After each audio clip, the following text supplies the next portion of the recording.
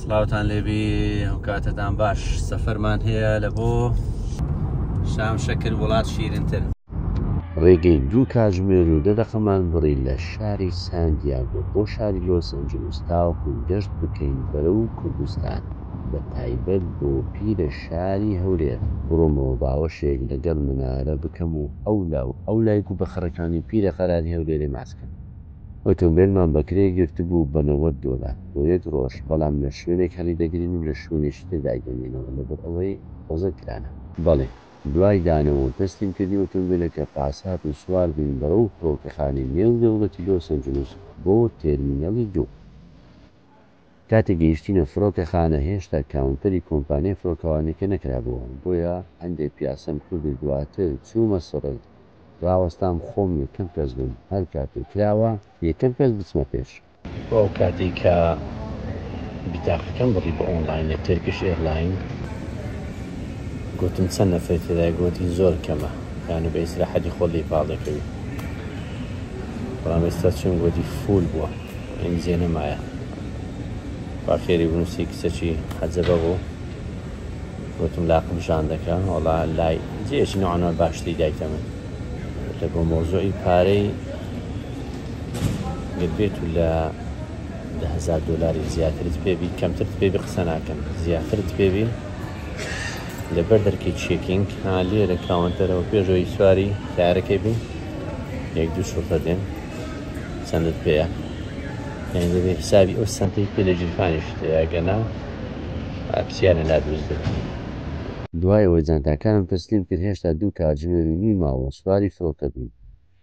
لە هۆڵی چاڕوانی بۆ ماوەی کاتژمێرێک و نیم هاتوچۆم دەتون دەستم کرد بە زیکردکردن و نزیکەی 4,000 ئەستەغفیرڵڵاه و 200 سەلاوات و هەندێک زیکری تر، لەگەڵ خوێندنەوەی نزیکەی نیو جزء قورئان و مۆنتاژکردنی هەندێک ڤیدیۆی خۆم. دواتر فڕۆکە تورکیەکە گەیشت و سواری فڕۆکە بووین. سەرەتا تەماشایانم کرد بزانم چیان هەیە، چاوپۆشێک بۆ کاتی خەوتن و هەروەها دووشتی عەندیکە بۆ ناو گوێ، هەروەها جووتێک نان. لە پاشان تەمەشام کرد بزانم چ فیلمێکێ لە نێو تەلەڤیزۆنی نێو فڕۆکەکە. بەلاموشت زمانی شاشەکەم گۆڕی لە تورکیەوە بۆ ئینگلیزی. دواتر ئاوێکیان لۆ هێناین و لەگەڵ مێنیوی خواردن کە چیمانەیە چیمان نییە. خواردنە سەرچێکیان ماسی سەلەمون و پاستە بوو. وەزبەی یەکەمی خواردن هاتوو کە بریتی بوو لە ماسی سەلەمون و زەڵاتە و کاستەر و سەبوونێک و پەتاتە و شەربەت و هەروەها قومێک ئاو. ناوە تەمەشایەکی شاشە گەورەکەم دەکرد بۆ ئەوەی بزانم چەندمان بڕێ کردێ و چەندمان مایە. هێشتا لەکوێ کاکە زیاتر لە 9,000 کیلۆمەتر ماوە و تازە بە تازە سەعاتێک و 40 دەقیقە بڕێ کردێ. دوای نان خواردن ئیتر هەموو گرۆپیان کوژاندەوە، گوتن یەڵە کاکە کاتی خەوتنە. بەتەبەتی حاڵ من خەوم لێ ناکەوی لە ناو تایارە. هەندێک یاریم کرد وەک وۆرد گێم و خوێندنەوەی ڕۆمانی تەمبەرخانەی کاکە ئوسامە جەمیل لە فەیسبوک، هەروەها سەیرکردنی فیلمی کاش ئاوت کە نوێترین فیلمی جۆن ترافۆڵتایە. دواتریش هەندێک یاری سپوردەم کرد و بۆ زاخاوی مێش. سوپاس بۆخوا دوای نزیکەی 13 کاتژمێر بە سەلامەتی گەیشتینە نێو فڕۆکەخانەی نێودەوڵەتی ئەستەمبۆڵ. تا لێرەوە 9 ساعتی تر ماوە تا فڕۆکەی دووەم لە سەعات 4:40 دەقیقە بڕێ دەکەوێت دایرێکت لە بۆ نێو شاری هەولێر. فڕۆکەخانەی نوێی ئەستەمبۆڵ زۆر گەورەیە، بەم دوایانە کراوەتەوە. یەکەم شوێن کە لۆ چووم مزگەوتی نێو فڕۆکەخانەکە بوو. چووم هەردوو نوێژی مەغریب و عیشام قەسر جەمع کرد و هەروەها نوێژی نیوەڕۆ و عەسریشم کە چوو بوو قەزام کردەوە. تۆزێ پاڵکەوتم و بەڕێکەوتم بۆ نێو فڕۆکەخانە.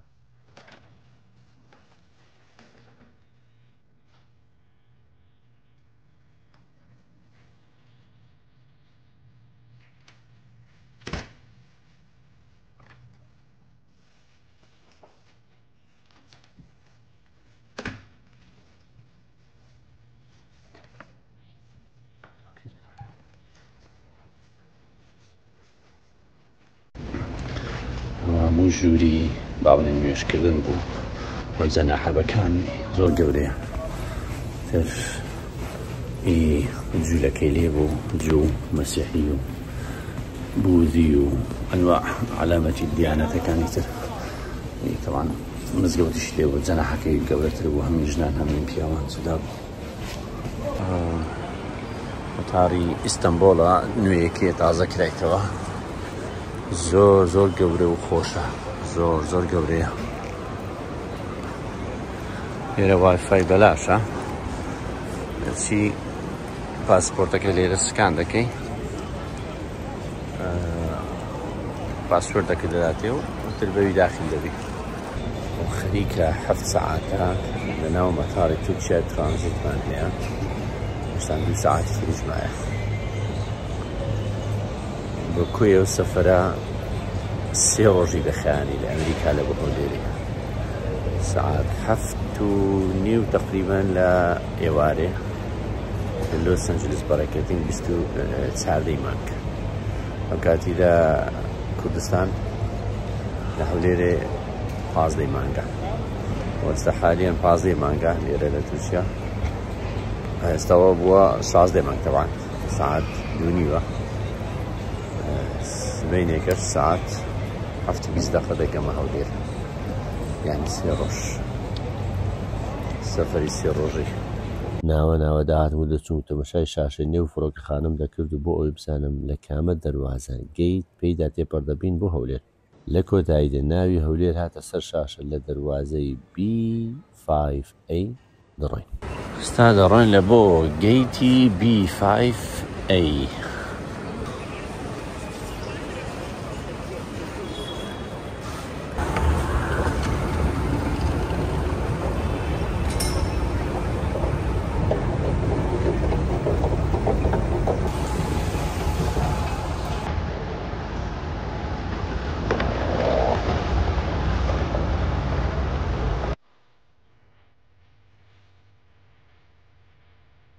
چاڕوانێکی زۆر بەڕێککەوتین بۆ کوردستان ڕاستەخۆ بۆ نێو فڕۆکەخانەی هەولێر نانی بەیانیان هینا و کردبریتی و بەهێرکەوتون هەندێک تەرتیباتی تر لەگەڵ قاوە و شەربەت بێگومان لێک بوو ناخۆش لە ئاسمانەوە دیمەنێکی زۆر جوانی هەبوو بەرە بەیان بوو نوێژەکەم کرد لەناو فڕۆکە سەریەن دیمەنە جوانەی زەردە پڕم دەکرد کە تازە خۆرە دەهات شەفەقی بەیانیان زۆر جوان بوو ئاسمانەکی جوان بەڵام کاتێک گەیشتینە سەر ئاسمانی شاری هەولێر حەیف 100 حیف لە بەرد و کەڵوژینجە پیسەکەی زۆر خەمم لێخوا لە دوورەوە پاڵاوگەکان ژهری خۆیان دەکردە قورجی ئەم شارە سواز بۆ خۆی گەورە دوای 3 ڕۆژ لە گەشتکردنجارێکی گەرامەوە باوەسی شار و شاد بوومەوە بە خۆشەویستان و ئازیزان پێوەش هەر بینین بەخێر